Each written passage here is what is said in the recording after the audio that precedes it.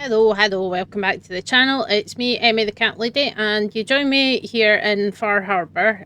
So we are picking up with the Wasteland Ecology series and Fallout 4's DLCs. And Far Harbour is definitely one of the best ones. You can definitely say this place has got atmosphere in spades. There's plenty of it. Um, we've got this little town here. For a bit of background, we are on an island that's basically off the coast of Maine, which is one of the kind of most northeasterly parts of the United States, and it's an island that's called Mount Desert Island. And one of the towns that's on it that still exists in this world is Bar Harbour, but there are a few other towns on the island, and it's also home to the Acadia National Park. It's all based on a real world place, and it essentially has a lot of kind of tourist locations, and that's reflected in the Fallout universe as well. So, we've got an awful lot of like campgrounds and things. We've got obviously a national park, which is something that's always going to attract tourists. We've got hotels, visitor centres, there's entertainment like cinemas, and there's a bowling alley and stuff as well. Some fancy hotels, all kinds of stuff here. But there is some other industry as well. So we've got the Vim Pop factory here. We've got Cranberry Island, which is a couple of kind of island clusters there. There are some military locations like the what's now called the Nucleus, which is a nuclear submarine base. That's where the Children of Atom are living now. So a lot of things to kind of explore in this place, and it's very very interesting. Dalton Farm's apparently under attack, but I don't really care. Um, that's kind of their problem right now. I'm busy, but yeah. So we're right in the Atlantic Ocean. On the east side, there's and that what that does is that creates a fairly unique climate in this place. That's the kind of thing, because we are on an island in the Atlantic Ocean. We're quite far north, which means that temperatures tend to be lower. And as you can see by all the fishing boats and nets and various other fishing related items you can find, obviously that's a big thing in this place, and a big industry in this part of the world is fishing, and lobsters and crabs and all that kind of thing. They also have a very big whale skeleton of some sort here, which is pretty fun. So fishing and hunting is kind of allowed here, but it's licensed and it's quite restricted. So you would have to actually buy a license in order to be allowed to do that here, because there is some wildlife preservation going on. Because we've got a unique environment, and that means that it plays host to a unique set of flora and fauna. So different kind of animals that we're going to be encountering here, as well as different plants and things. We've got there is quite a lot of forest around, which is really good to see. So before the war, one of the interesting things that happened here is that there was an experimental wind farm, which I think, I don't know if I've got the, yeah, there it is there. So yeah, wind farm maintenance. So there's an experimental wind farm on the island that was there as a clean alternative to nuclear power, but it was supposed to be shut down in October 2077 because the people that provided nuclear power weren't happy about it. Not a surprise, really. So they were supposed to shut it down, but then I think the bombs fell before it could really be properly kind of dealt with. And then the other interesting thing is that there is a vault here, so it's it's kind of unusual given that this is a relatively small location, so population wise probably not a massive number of people, but Vault Tech did build a vault here, under the Cliff's Edge Hotel, which is, I've forgotten where it is now. It's a Harbour Grand Hotel.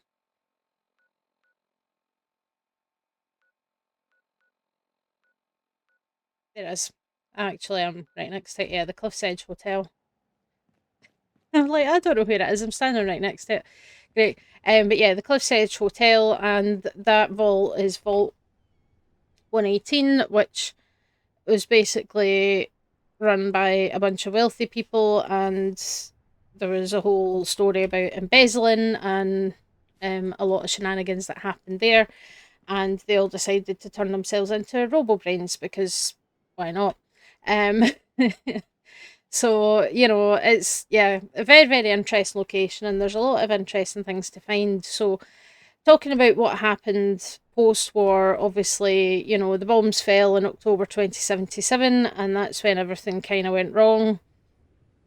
And the fallout, as far as I can tell, there wasn't any direct nuclear detonations on the island or that close to the island, but like a lot of other places, like we talked about in Point Lookout, the nuclear fallout spreads because it's picked up by wind, it's picked up by rain, it's picked up by storms and taken elsewhere. It gets into the water, it gets into the soil, it gets into the air. So the radiation can still become a problem.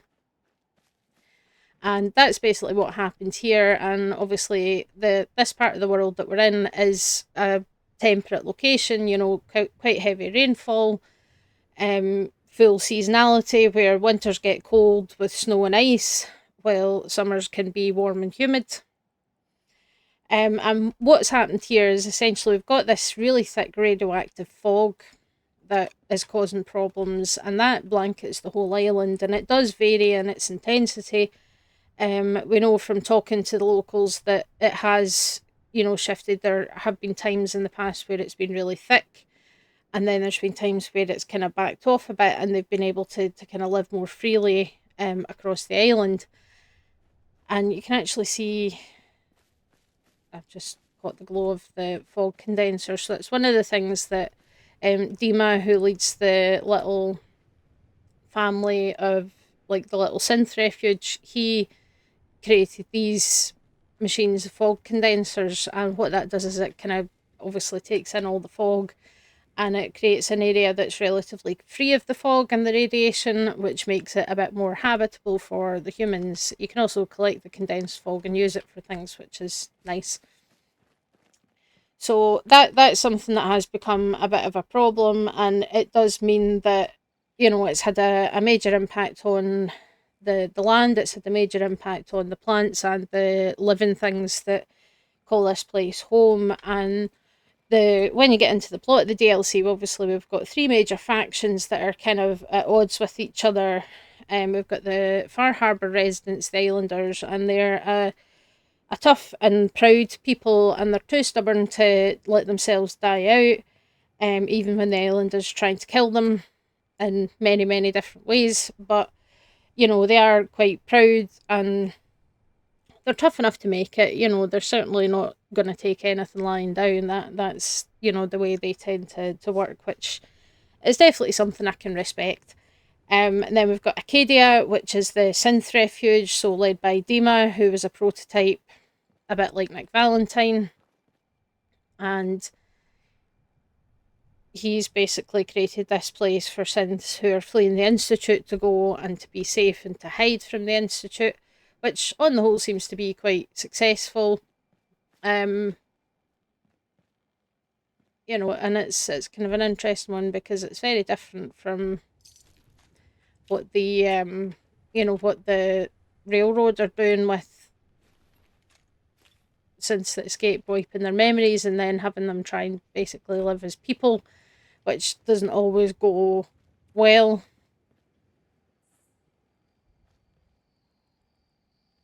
But they have this kind of sanctuary, and synths that basically want to live there and basically live the way they want to without having to hide who they are and that kind of thing. And then, of course, we've got the Children of Atom, who have expanded far beyond Megaton, where they got their beginnings, they have kind of spread further afield, and now they have commandeered the nucleus, which was the submarine base that I mentioned, and it's a nuclear submarine base, so they have a nuclear sub under their control. Downside is that the sub is kind of rusted into the dry dock, so it's not going anywhere. But they are there waiting for glorious division, which they detonate the nuke and destroy everything. Essentially, that's their goal, because they think that's going to bring them closer to Atom. Not one to judge other people's beliefs, but the children of Atom are definitely quite far down the religion to cult spectrum, I would say.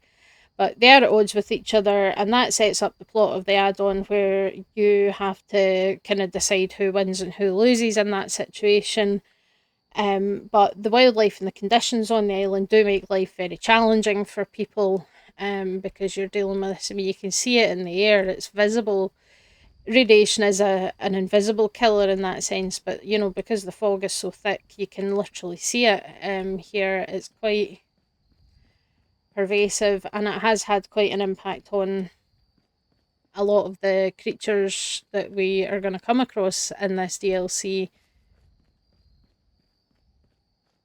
But firstly, we do want to kind of talk a bit about the geology of this island. So, like many islands, it was formed by ancient volcanic activity under the ocean.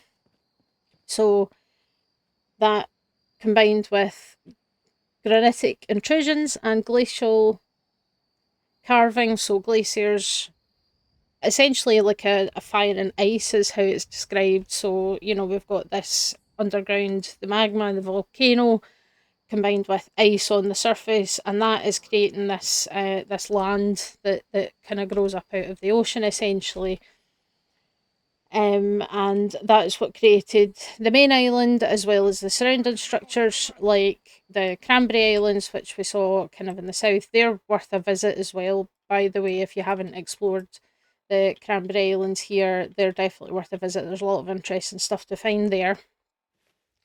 But that's how the place was created, and we've got mountains, we've got lakes, we've got ponds, we've got marshes, and a lot of tree cover and forestry as well. So it's quite a varied landscape, with a lot of kind of waterways and wetlands and stuff, as well as the rock, and there's mountains and stuff where the national park is. And the land is prone to rock falls in springtime, which is caused by the kind of heavy precipitation. So that's rain and snowfall, and thawing of ice over winter. So that kind of builds up over the winter, and then when it all thaws out in spring, it can cause some rockfall and cause some kind of flooding problems and things like that in the area. And the island in the real world is home to a massive, massive number of different flora and fauna. So in terms of animals, there's 37 different mammal species, 7 reptile species, some snakes and some turtles, 11 amphibian species, 215 or more bird species, and an awful lot of fish and marine animals. So you will see whales off the coast, you'll see all kinds of things in the sea around the island and things. So it's quite a variety. It's really, really, really cool that there's so many different species that have made their home here.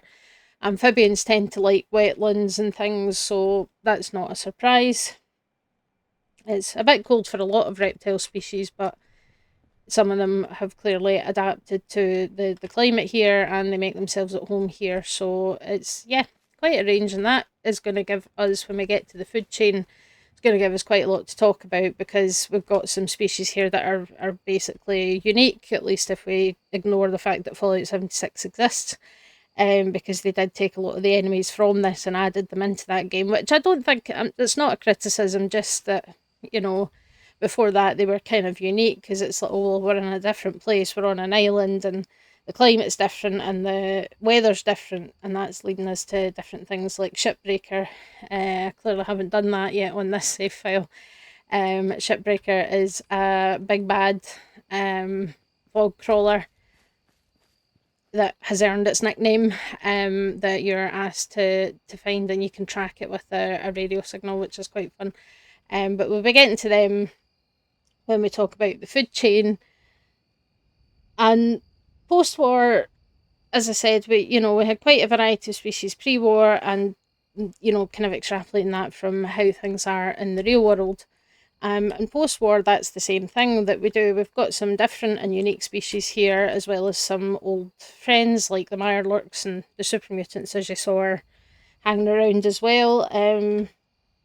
But there's definitely some new things that we haven't seen elsewhere, like the fog crawlers, the anglers, and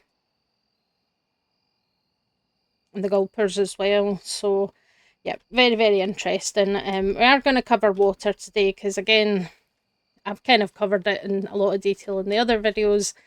It's not really any different here than it is in kind of the base game in Fallout 4 or in like Fallout 3, like when we were talking about the pit and the water.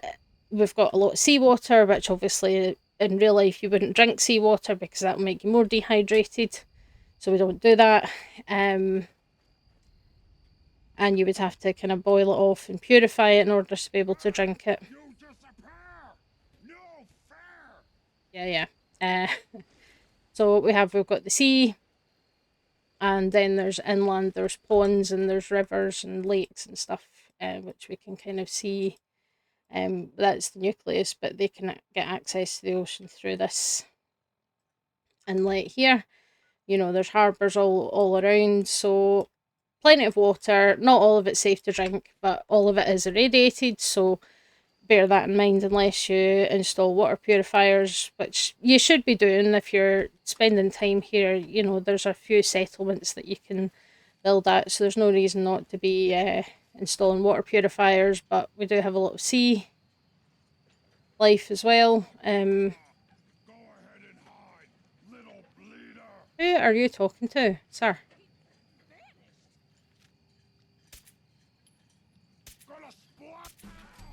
Right, quiet. There we go. Who are you? Children of Atom, maybe? Can't tell.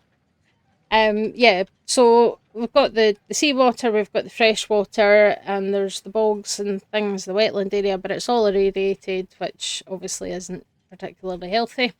So just to be wary of that. So definitely you do want to set up your water purifiers here if you want to live here long term. Or, the water pumps that do magically, do magically make the water pure somehow. But yeah. So it's all kind of largely the same, and one of the big problems though that's kind of fairly unique to this place is the fog. So the fog does cover most of the island, and there's a lot of rainfall here as well. But the fog is carrying radiation within it. So fog is water that has kind of condensed. Instead of being dense enough to fall as rain, it's kind of forming a vapor in the air, and that's where that comes from. And it's basically carrying radiation with it, which means that it's really difficult to avoid that. And it's not a problem for our synth friends, of course, because they're not affected by radiation. And the children of Atom love it. They're here for it. They're welcoming it. They see it as a blessing from Atom. But the islanders are kind of doing the best they can with what they've got, which means the fog condensers to try and keep it away from their living spaces, and staying away from places where the fog is dense, so that they can try and protect themselves as much as possible. And if you do go back to the town and see, the doctor has a patient called Andre who is really, really unwell because of the fog and the radiation from the fog. He became really unwell with it, to the point where pretty much your best course of action to treat him is the mysterious serum. If you want to give up a dose of that, which isn't always easy to do because it's it's not something that is that readily available. Yeah, so the fog is a problem for the humans that live here. Obviously, the super mutants and the ghouls and things don't care. The children of Atom don't care. Most of them do seem to have this innate resistance to radiation, which is a very interesting thing. Not all of them do. Unfortunately, there are a couple of guys who are really devoted to their faith, but the radiation hates them, and Atom apparently wants to punish them for existing essentially or something like that. It's yeah, a little bit strange, but not really here to judge people. But the Islanders, I mean, they're a stubborn bunch of people, and they are determined to make the best of a bad situation and find a solution, which again is something that I can respect them for. They don't want to have to rely on other people to keep themselves alive. They want to do it themselves. Again, I can absolutely respect them for that.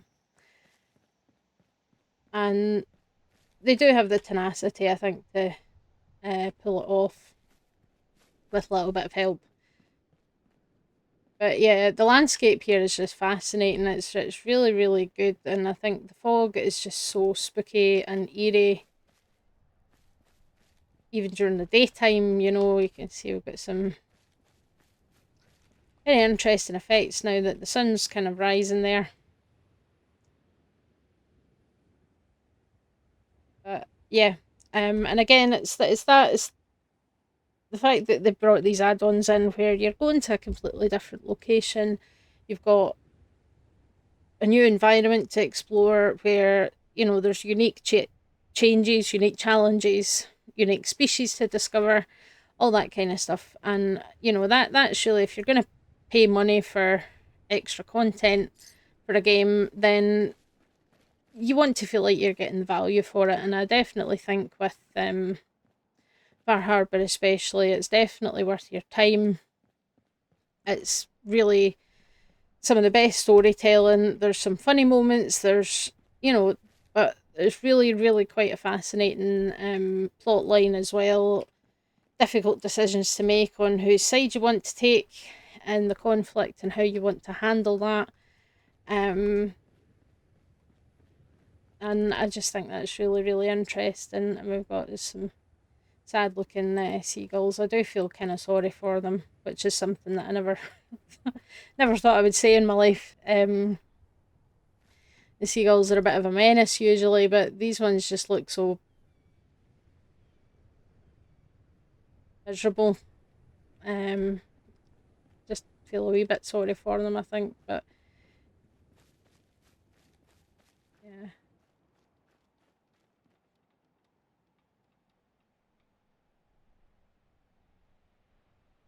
it's crazy though. Just seeing how many like crashed boats of different sizes are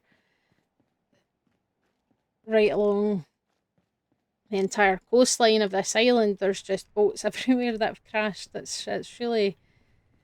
I guess it's not a surprise if a lot of navigation systems went down when the bombs fell, and if it's foggy, people are, they're. It's very difficult to then pilot a ship by sight when you can't see. Oh, hello. So yeah, we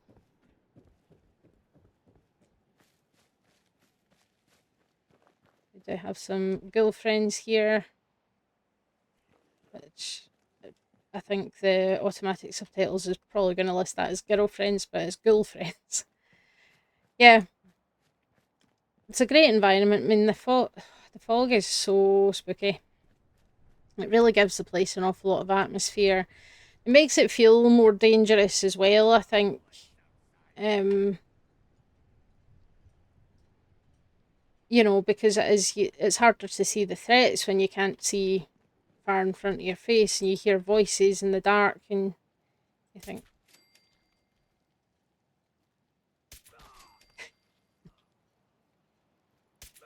might as well get rid of you as well.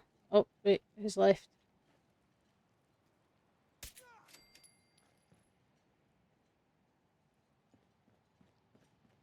Yeah, we've got the weird whale dolphin things. I don't know if we've ever established exactly what these are, and I mean, dolphins are technically whales anyway, but the the way it looks is really good because you can see you've got these like scars and stuff and lesions all over it. Yeah.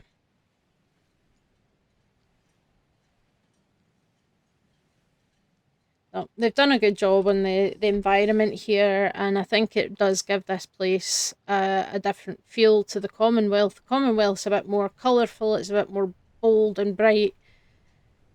Whereas here, you know, the mist and the fog sets in and then it gets dark and you don't know what's waiting for you out there, and there is some terrifying monstrosities hiding in the fog and hiding under the water just waiting to pounce, and it definitely gives the whole place a different feel, which is something that I really, really like. Obviously, no shortage of water, but whether it's safe to drink and whether it's suitable to drink is a different question entirely.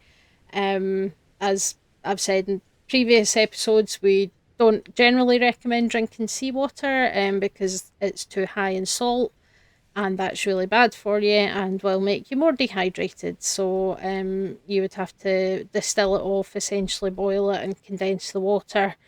That takes the salt out of it, or get a good water purifier, which can also help as well when you're dealing with the fresh water. But oh, we've got some blue skies now, look at that.